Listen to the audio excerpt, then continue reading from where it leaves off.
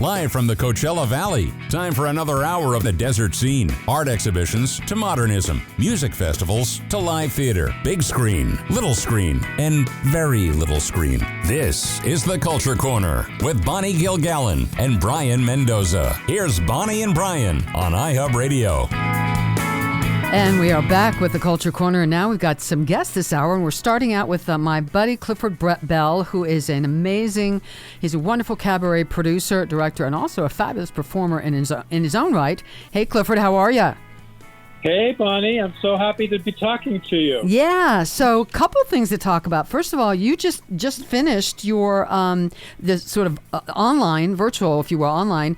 Our Name is Barbara benefit for Project Angel Food. Tell us about that. Well, it's something I've been doing for 23 years. This was my 23rd year. It started 23 years ago when a bunch of friends got together in a living room and just for our own amusement one night sang Barbra Streisand songs for each other, and it was the most fun I'd ever had. Mm-hmm. And so we started doing it in nightclubs for charity, and it's grown up to be this hugely popular thing. I was actually going to do part of it in Palm Springs last year, but the pandemic shut us down, and we weren't able to do anything last year. But this year, I got a running start on it, and Catalina Jazz Club, which is one of the most prestigious clubs in LA, let us use their facility, and we filmed live performances with no audience and put it online on YouTube. And it's been a big hit. I mean, we have, I think it's almost 1,200 views, and it just launched a few days ago. And anybody can find it it's called Our Name is Barbara 2021. You should be able to find it as a YouTube link. And so people, they can also make donations, is that correct? Yes. All the money goes to an organization called Project Angel Food, which is in its 32nd year of being like one of the most beloved, one of the most favored charities in Los Angeles. They deliver meals to people who are critically ill. Mm-hmm. It started as an AIDS organization 32 years ago, but now it services anyone with any sort of life-threatening illness. Mm-hmm. And they've really jumped into action with COVID. They were so impacted by COVID. You know, they had troubles keeping drivers together, and the whole kitchen staff had to change. They ended up hiring chefs from all the restaurants that had gone out of business. They, completely restaffed with chefs from closed restaurants, and I think they did 1 million meals last year, considering how many they added from COVID. Wow! Yeah, it's an extraordinary organization. In fact, my favorite little thing about a year ago, Easter weekend. You guess who showed up knocking on the door just out of nowhere, literally out of the blue, and said, "Hi, we'd like to drive meals around for you today." Easter weekend, Prince Harry and Meghan Markle. Did they really? Wow. And they did it on Easter, and they loved it so much they came back and did it 2 other days. Wow. Good for them. Yeah. Good for them. Yeah. Yeah, they've gotten a little bad press lately, so that's good to hear. Good to hear that they did. They were amazing, and everybody do we call you the Duke and Duchess? And they're like, oh no, Harry and Meghan. Call us Harry and Meghan. Oh, that's great. Super. Super nice. Yeah. So then another thing that you've been doing, which I think is fabulous, are these virtually yours live entertainment in your home. So tell us about this project. Well, I'm really excited because you and I just hooked up that hopefully you're going to come to L.A. and do our next one. I would love to. So, I would love to. It got started about 6 months into the pandemic. My one of my favorite pianists and friends, Michael Collum, called me and said, I'm going completely stir-crazy. I can't go this long without making music.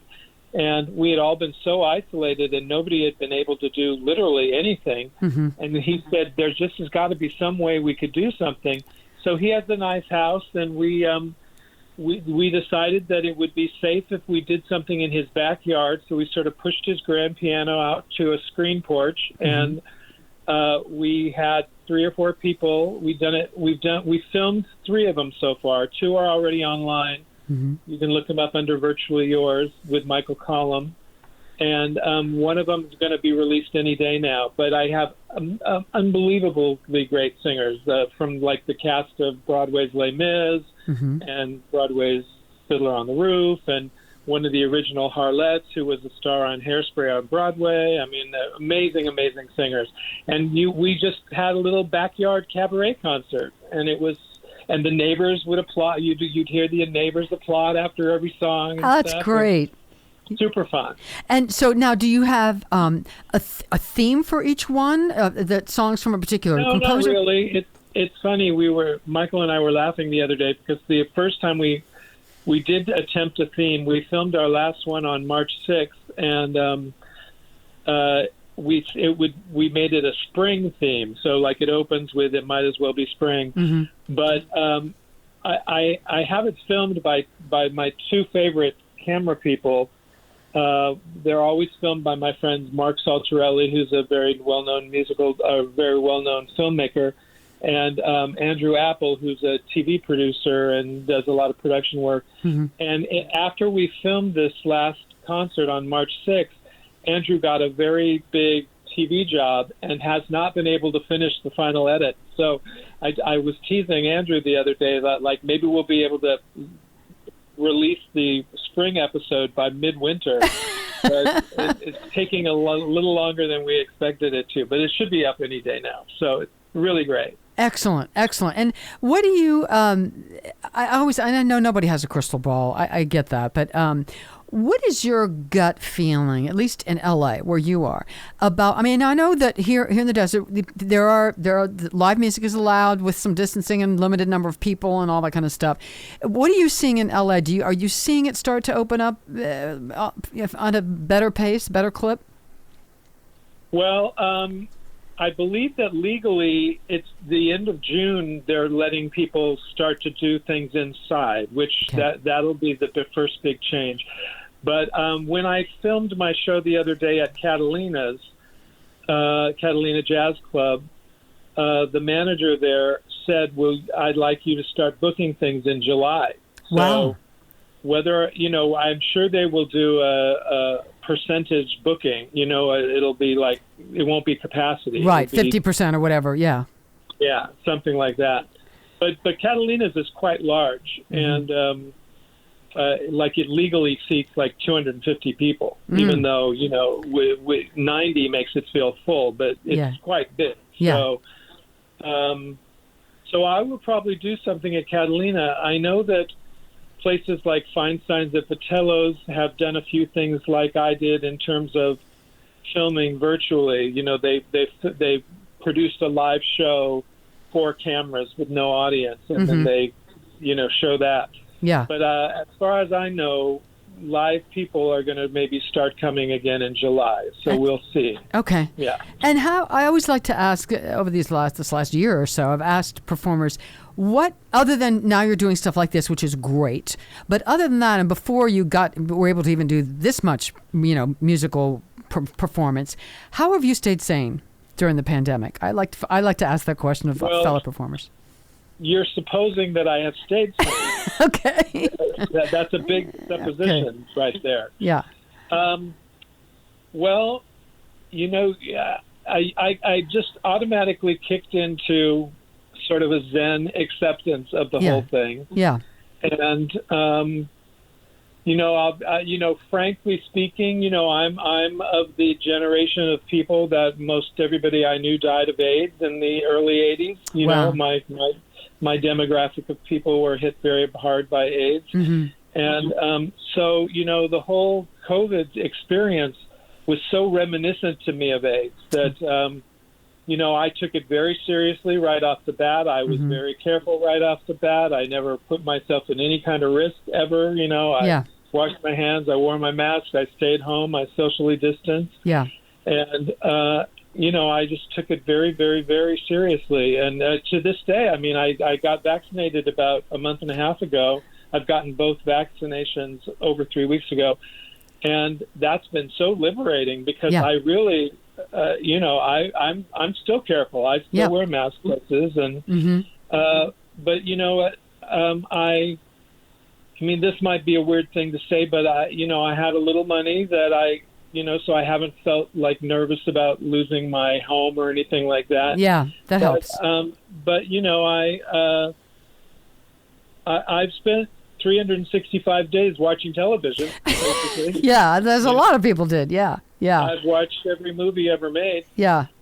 One thing that I did that I'm sort of proud of is I lost a bunch of weight. Good for you. I spent the first half of the pandemic eating everything in sight. Yeah. Eating 20 meals a day. Yeah. And I just finally said I have to stop eating so much. Yeah. And when I kind of grabbed a hold of not overeating, I kind of just started losing weight. So I haven't seen you yet, but I've lost about 70 pounds. Good for you. That is great. I'm so glad to hear that. I mean, for your health, if nothing else, Yeah, exactly. Yeah, that's great. Yeah. So now I'm bored and hungry. Okay. I want to get in, before we run out of time, I want to get this in. So if people want to see the Our Name is Barbara 2021 benefit for Project Angel Food, look for Our Name is Barbara 2021 on YouTube, and you can make donations. And then the first Virtually Yours, you said it's online or it's about to go online? No, let me just add to Our Name is Barbara 2021. If you want to make donations, you can make them at www.angelfood.org/Barbara, all lowercase, and that'll take you directly to a donation page where you can also watch the video there. You can link to it there. And then as far as Virtually Yours goes, it has a page. It has a Facebook page, and it has a YouTube page. So it's called Virtually Yours with your host, Michael Collum, Collum. And there's a first episode that was in September of last year starring Charlotte Crosley, who was in Hairspray on Broadway and the movie Sister Act, and she was one of the original Bette Midler Harlettes. Fabulous performer. And then the second one was in October of last year, and it stars Julie Garnier, who was in the touring company of Come From Away, and she was in Les Mis on Broadway, and Rena Strober was in Les Mis on Broadway and Fiddler on the Roof. And then the newest one, which we filmed on March 6th,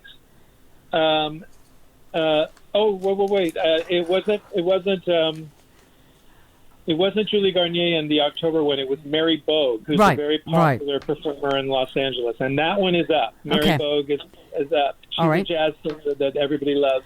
And then the new one is Julie Garnier and a guy named Alex Mohajer, who's an amazing singer, and a woman that I've been working with out of San Diego named Katrina Aguilar, who's maybe 30-ish, and she's a woman that was diagnosed with autism when she was young, and she's a fantastic singer. So she's very, very interesting. You've told me about her, yeah. We're running out of time. Clifford, it's so great to talk to you. I can't wait to see you. I'm going to come out to LA. I'd love to do one of these. I want to get you back out here in Palm Springs and work on a show together. But thank you so much, and congratulations on these things and on your weight loss. Good for you. I'm proud of you. Friend. I look forward to seeing you in person. All right. Thank you. Clifford Bell. He's fabulous. Thank you so much. We're going to be back with much more on the Culture Corner in just a bit.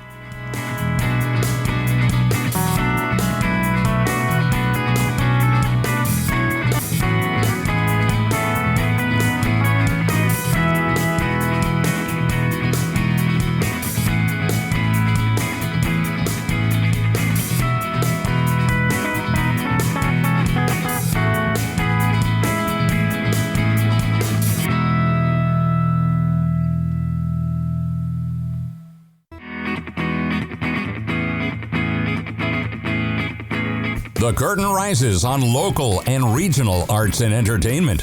From music to theater, films to fine art, it's the Culture Corner. Get connected. Call 760-544-TALK. That's 760-544-8255. Here's Bonnie and Brian on iHub Radio. And we're back, and now we're going to do a little this day in history with Brian. Oh, hey. So let's go ahead and do this. We had fun doing this last time, but on April 28th in 1995, it is the first National Superhero Day. Wow. So Superhero Day is somewhat... It's actually this day that was agreed upon when a few employees from Marvel Comics interviewed a group of children and asked them what superpowers they would like to have. And so it became this sort of thing of, let's go ahead and just make it a holiday or a little tiny day. So like they will go.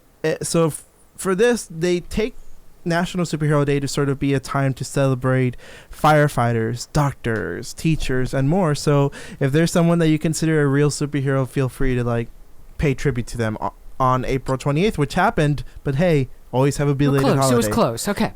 And then on April 28th as well, it was Anne Margaret's birthday. How old is she? Like, I think, let's see. I think Anne Margaret, that is actually her birthday, but I'm not sure. She's got to be 80. Certainly, 80 years old. 80 okay. Years old. Anne Margaret's birthday. Another celebrity birthday on the 28th is Carolyn Jones, who everyone knows as Morticia Adams on the Addams Family. How old is she? No, she's passed away. She's passed away. So I'm naming some people, even if they passed away. But all right. Jay Leno's birthday, Penelope Cruz, and Jessica Alba. Okay. And also, on 1973, Pink Floyd had released the album The Dark Side of the Moon on March 1st, 1973. However, it actually broke the record this week in 1973 for a 741 week chart run at the top. Wow. That's a lot of weeks. Yes. Yeah. It actually sold over 45 million copies of this album, becoming one of the best-selling albums of all time worldwide. Wow. And then on April 29th, for Hair, the musical, opened on Broadway. Have you ever seen Hair? I have not. I mean, I've heard the cast album and I know a lot of the songs, but never seen it, no. And in 1996, Rent opened on Broadway. So coincidentally, our last guest talked about the AIDS crisis.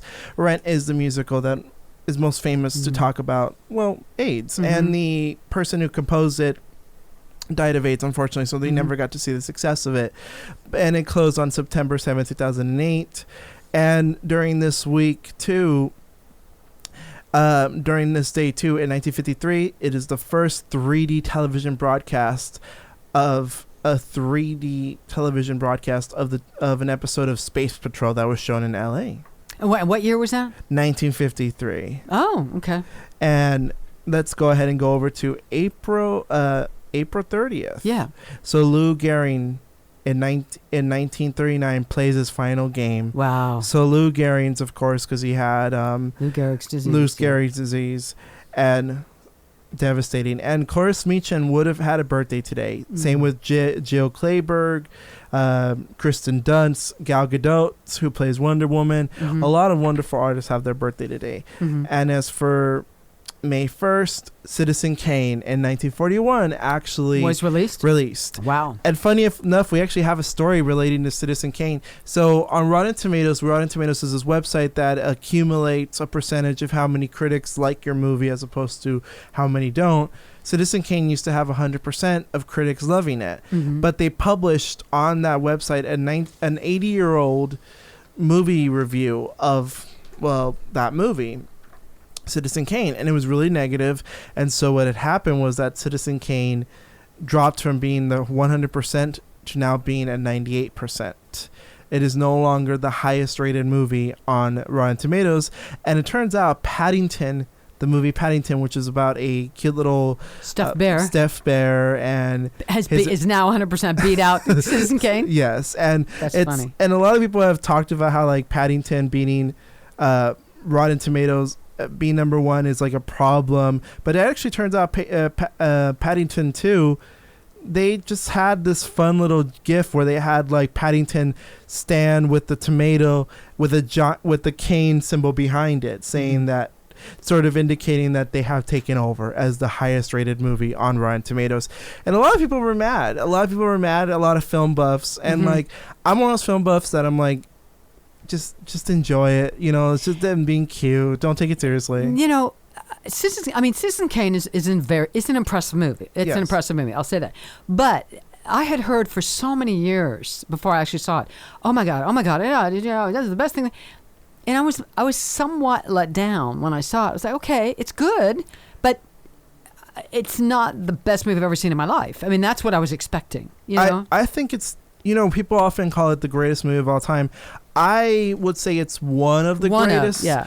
I wouldn't say it's the greatest movie of all time, in my opinion. Now, I would say if someone had told me it was the greatest movie, I would say, yeah, it is a good candidate for that. Yeah. But, like, I would also think Casablanca, Citizen Kane, Tokyo Story. Gone with the Wind. Yeah. Tokyo Story. Yeah. Lawrence of Arabia, too. Like, I'm one of those people that I think it's going to get to that point where people may say it's overrated. And I'm like, it's not overrated. It's just that I think we need to be careful about overselling that movie. Overhyped. I think it's been overhyped. Yeah. Yes. And so, like, a lot of people, they would even get mad at Paddington 2 beating it, even though the fact is that it's just, even the Paddington 2 people don't think they made the greatest movie ever made. They're just laughing at it. So for them, it's that. But we have a guest coming on, right? Yes, we do. Hank Plante, a veteran journalist who is going to be moderating a conversation with former Senator Barbara Boxer in a virtual speaker series. We'll talk to him in just a bit.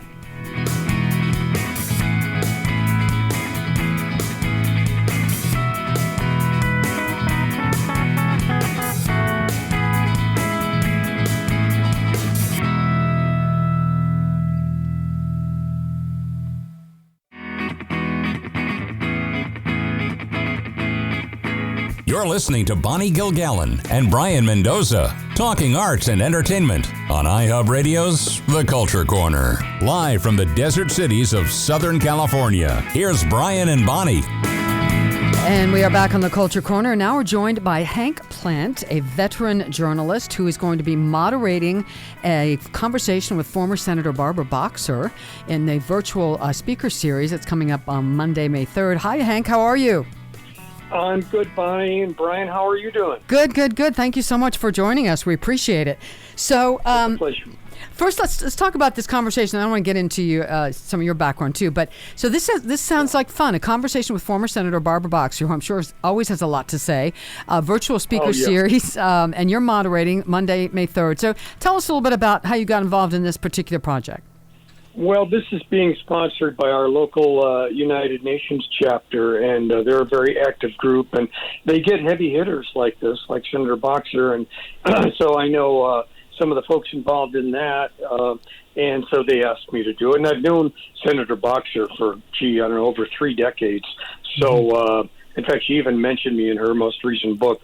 So we go back, and so I guess they thought I was a natural to do this. Oh, that's great. Super. All right, so let's go back. So you, American television reporter, newspaper columnist, you're on air at NBC Palm Springs, past member of the editorial board of the Desert Sun, winner of the George Foster Peabody Award and multiple Emmys, covered California for 3 decades for TV stations, San Francisco and LA. So tell us, did you always know you wanted to be a journalist? Oh, no, not at all. Bonnie, I was part of that 60s generation that wanted to change the world and make it a better place. And so I moved to Washington, D.C. right after college. This was about 1970, and I was applying for jobs on Capitol Hill, and this is a stroke of luck, Bonnie. I was just walking down the street past the Washington Post newspaper, and I thought, gee, I need a job. I don't have any money. And so I thought, I wonder if I could do some kind of grunt work here. And I walked into the newsroom, and they hired me as a copy boy. Wow. Which is, we're sorting the mail, answering the phones. It's like, Jimmy Olsen and Superman. Yes. That kind of a sidekick job. And, I stayed for 2.5 years, and I fell in love with journalism. So I became a newspaper reporter in D.C., then a radio reporter, and then a television reporter. And I moved all over the country, and then including working in L.A. and San Francisco. And then I was in San Francisco for 25 years with the CBS station. I was anchoring the news and then reporting on the news there. Wow. And I'm looking, and I'm from D.C. actually. I've been out here in the Palm Springs for 20-some years, but I'm from D.C. originally.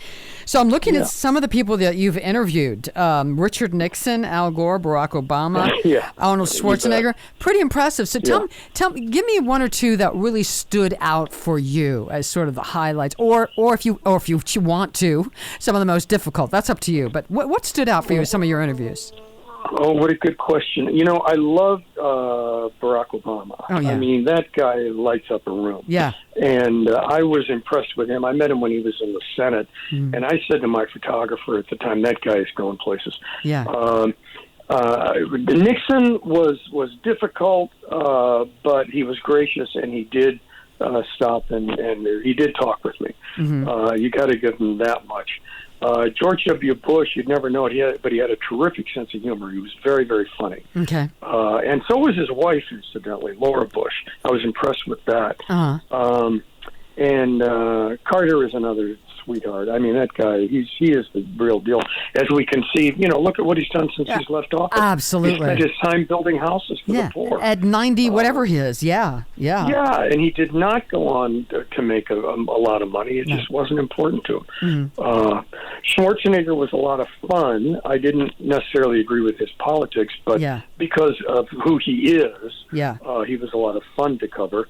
Especially after a succession of really dull governors, Gray Davis and George Duke Magian and Pete Wilson. Yeah. What about Dick Cheney? What was he like? Cheney was mad at me when I first interviewed him. Cheney, I was the first one to ask him about his lesbian daughter. And he was ticked, and the wife was even more ticked. It was on his airplane when he was first running for vice president. And ordinarily I would not ask someone about their children. I think kids are off limits, but she was on the campaign. Yeah. And so I had to ask him about it. And so we were on the plane and we were shooting a TV interview. I said to my photographer, "Get ready. It won't be the first question. Yeah. It'll be the last question." And so the interview was almost over, and I said to him, I have to ask you, you are running on a platform that would deprive your own daughter and her partner of protection in housing and employment because of her sexual orientation. And he just looked at me, and the wife leaned over. She was on the other side of the aisle on the plane, and she stared. I thought the oxygen was going to come out of the room. She stared at me. And then he kind of took a breath and he said, well, my own daughter's life is private. And I said, yeah, but what about that platform? And then he answered and he said, I don't believe in discrimination, which was a big deal. For him at that time. So I that's what Cheney was like in my experience. I've interviewed him since then. And, What about Hillary Clinton? Oh, she's wonderful. I've never understood why her warmth doesn't translate on camera. People perceived her as cold and calculating and edited, and I always found her to be really charming and warm, and extremely qualified. And I think it was a shame what happened to her. She got 3 million. What was it? 3 million more votes than Trump got. I know. But I liked her a lot. Hank, Brian has a question for you. Well, it's not a question so much, but I actually wanted to bounce off what he said about Hillary Clinton because I've actually met her too. I've actually met her, and I will say that I always liked her, right? I admired her in 2008 when she ran against Obama. I always thought there was something about her that really stood out to me, like this person who had a brilliance to her. And so when I met her in person, I agree. I thought she was a warm, kind person. Yeah. And I actually saw the Hillary Clinton documentary from last year, and they actually had a bunch of people say the exact same thing. That she's very likable one-on-one, but that for some reason, because no matter how she presents herself, she would get scrutinized, that she has to put up this wall. She has to be tough. You have to be tough on issues, so she had to be tough in certain instances. Yeah. Well, I'll tell you what I think it is. She has been beaten up. Oh, my gosh. Right. Ever since she was the First Lady of Arkansas. And I think that, you can only take so much of that before you start to shut down. And so you can kind of, when she's speaking in public, and if she's answering a question on television, you can see her mind is editing the answer to make sure that it comes out right. Yeah. And it's really unfortunate, but I think that she's been kind of forced into that position. Yeah. As opposed to, Brian, your experience, one-on-one, she was terrific and a great sense of humor. Yeah. And brilliant, incidentally. Oh, I think, she seems brilliant. I want to ask you, only because it's in the PR that Jeff Hawker sent to me, and it says that you were one of the first openly gay TV reporters in the United States. What was that like for you?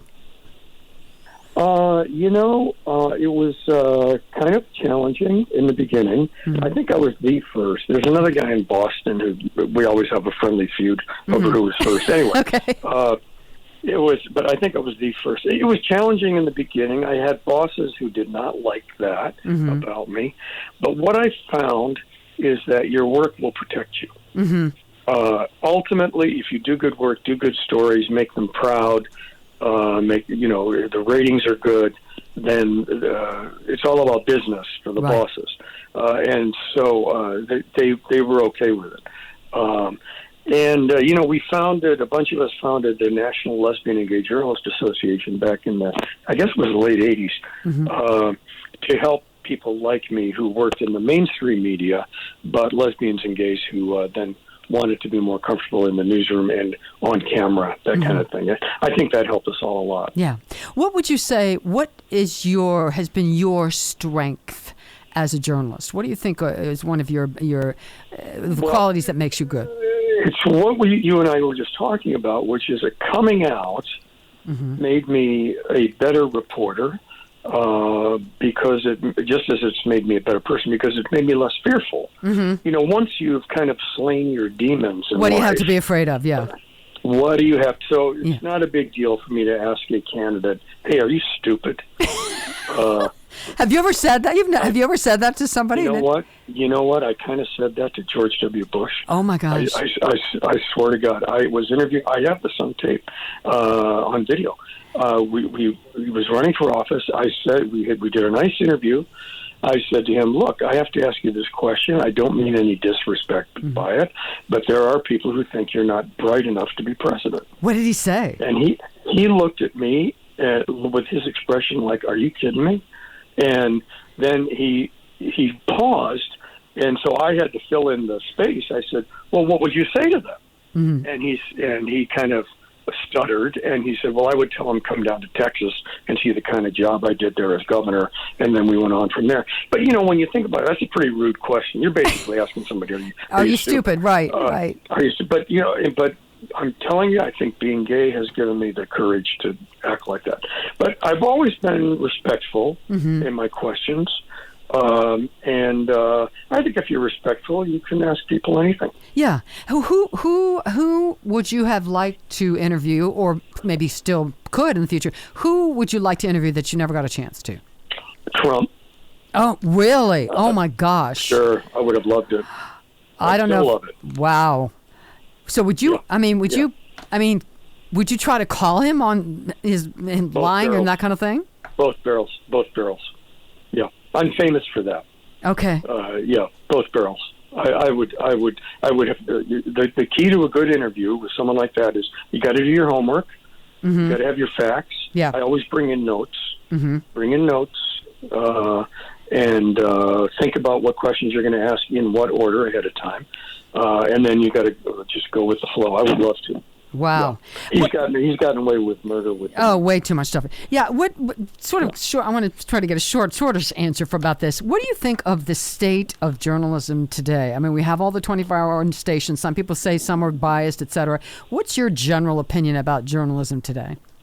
Well, it's heartbreaking because the number of journalists has been cut, I think, in half in the past decade as newspapers close. Yeah. And with the consolidation of broadcast stations.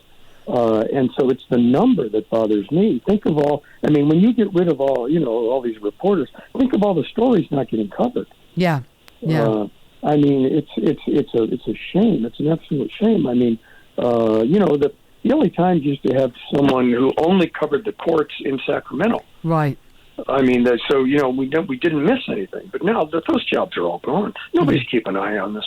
I had a political consultant tell me, "We love this. We love it because we can get away with anything." Real quick here, we're running out of time. So Hank Plante, he is the moderator for a conversation with former Senator Barbara Boxer moving forward in 2021. Virtual speaker series, Monday, May 3rd, 4 p.m. Where can people see this? I guess you have to go to jeffhawker1 at gmail.com. Okay. Okay, great. Yeah, Jeff Hucker one at gmail. Super. So nice to talk to you. What an interesting guy. Thank you so much, and best of luck with this interview. I think it's going to be great. Thank you so much, Hank Plante. All right, we'll be back with more on the Culture Corner in a bit.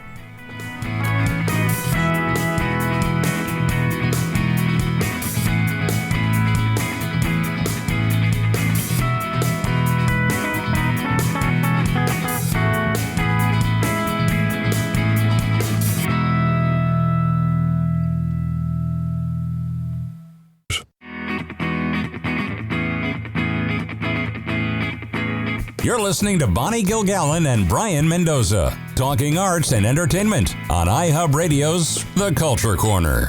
Here are Bonnie and Brayan. And we're back on the Culture Corner. Just an addendum to that last interview.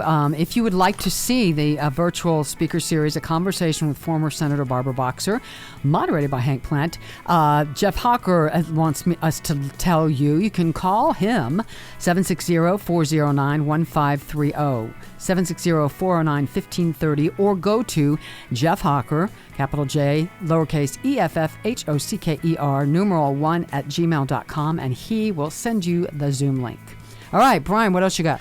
Okay, so we have a lot to talk about, but let's focus on Broadway, because Broadway's had some news. So Mayor Bill de Blasio has said that New York City can finally fully reopen on July 1st, and that Broadway will soon to follow in September.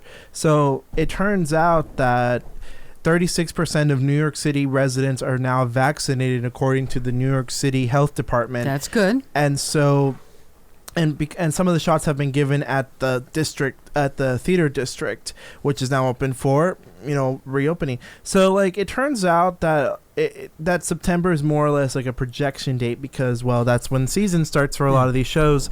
And so a lot of shows have already had 2021 dates that are very specific, like Diana's coming back in December 1st after it debuts on Netflix, and The Music Man is coming back December 20th. Such a great show. That's such a great show. And I'm excited to see The Music Man, and it's going to be with Hugh Jackman, I believe, and so we're going to have a lot of that's going to be great. I'm excited to see. That's going to sell out, I'm sure. And some Broadway theaters have already started reopening their doors to one-off performances through the NY Pop-Ups initiative, which means that venues can pilot things on a smaller scale, so that's what they can test out, we have 20 people at this performance, let's see if we can sell it out, or let's have a smaller show here. It's a way to test it out. So I wanted to get your thoughts. Do you think September is still too early, or do you think that we've gotten enough people? Do you think enough people will be vaccinated? Well, nobody has a crystal ball, but I think it looks like we're going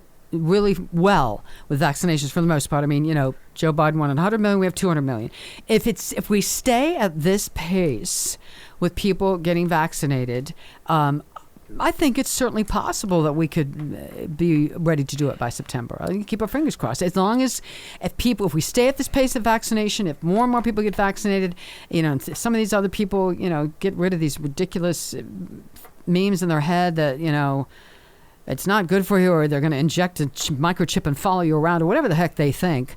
If enough people get vaccinated, if we stay on course, I think we might be okay by September. I'm optimistic too. I think that the 200 million vaccinations, and I know it's not fully vaccinated, but it is a good sign. And I certainly agree with that. And I think that for me personally, I would love to believe September would be the ideal date to open, but I think that a lot of the shows that are opening in December, I think they're the best bet to reopen. I certainly think that there is a way to have a Broadway show, even in September. If things, still aren't super optimistic, there are ways, wearing masks. It's small audience, wearing masks, social distance, whatever. Yeah, there are ways of doing it, and even maybe finding and even having people come in and show vaccination cards. There are ways of doing it. Absolutely. So I definitely agree with that. And I think that for me, Bill de Blasio having New York City reopen in July, I'm still always going to be a little skeptical, but because I feel like me and you have been trained to sort of want those goals to happen. We all want. Everybody wants it. Yeah. But then it's like we're so skeptical because we've been told we're going to reopen, and then we don't want to keep going forward and back and forward and back and forward and back. I like to believe we're going to go forward from now on, and it's strangely enough around the same time that New York City, not New York City, California is going to reopen. So hopefully by that point we will see some more entertainment out here, and we'll be able to have more conversations about that, hopefully. Yeah. And moving on to another piece of Broadway news, The Great Gatsby is being transformed into a Broadway show. Well, a second one. And it's going to be written by the people who did Florence and the Machine. It's a band. They've done a lot of like really interesting, very earthly like music. Okay. Florence Welch, Martin M. Majak, and Thomas Bartlett, they're writing The Great Gatsby musical. Even if one's not familiar with it, I think The Great Gatsby would make a very interesting musical. It should be very interesting, yeah. I think that for me, like, it'd be a very flamboyant show. I would leave it at that. I think with this crew, it might be either a flamboyant show. Pump it up a little bit. Pump it up a little bit. But I'm excited. I'm excited for this one. And producer Scott Rudin, who has been disgraced we talked about him. We talked about him. He's officially resigned from the Broadway League. Good for him. So smart move. So the March on Broadway actually did have one of its goals accomplished pretty early on, and so I think this is a good move. I think I'm very happy about that, because I think that when you've committed that much wrong in an industry, there's no real place for you to keep getting celebrated. And my hope is that in his downtime, he gets some therapy. No, because you don't do that. You don't do that to people. He's got some issues. That's some anger issues, and I think that actually gives a good question about a good topic about like how do we handle people that are that angry and that get them therapy. And I think that's the best way to do it, getting him some therapy. But in general, it's a good move. So that would be our good news, is that Broadway's reopening, Great Gatsby, and you know what? I'm excited. I'm excited for Broadway to open up again, and I think it's good that things are starting to look up a little bit for you. And my observation for here in the desert, because I did my little show at Runway. You came, we were far, the stage was far away, people spaced out. It seems as though at least people in the desert are doing what they're supposed to do. Where everyone's excited about restaurants and music and all that, and it seems like people are following the rules and wearing masks when they need to and social distancing and all that good stuff. So I've just got my fingers crossed that people keep doing that and do that in other places, because that is what is going to get us to where we want to go. No, I agree with you, and I think that in New York City they're probably going to do really well, because as it turns out, after last year, it was really traumatizing for them, horrifying. I had a friend who lives there, and she said that every day she heard the ambulance. But now things are looking up, so I'm hoping that if New York City can be a good example, then other places will be starting to look forward. I saw, though, the other day, I forget where I saw this. I saw a map, and with the dots and the colors of where COVID is, and California's doing really well right now. Our numbers are really down as a state, which I think is great. And I think that's really great in general, because California is the biggest state, and we have people that travel. I think it's important to have us fully vaccinated and be safe, And also another thing is just, I'm glad our community has still taken care of itself. It seems like everyone is, which is good. Because when I went to your show, I felt safe. That's the best way to put it. And that's what we're trying for. All right, great show. Thank you for Brian for our Oscar rundown, and thank you to our guests, Clifford Bell and Hank Plante. Stay safe, get vaccinated, and we'll see you next week. See you next week.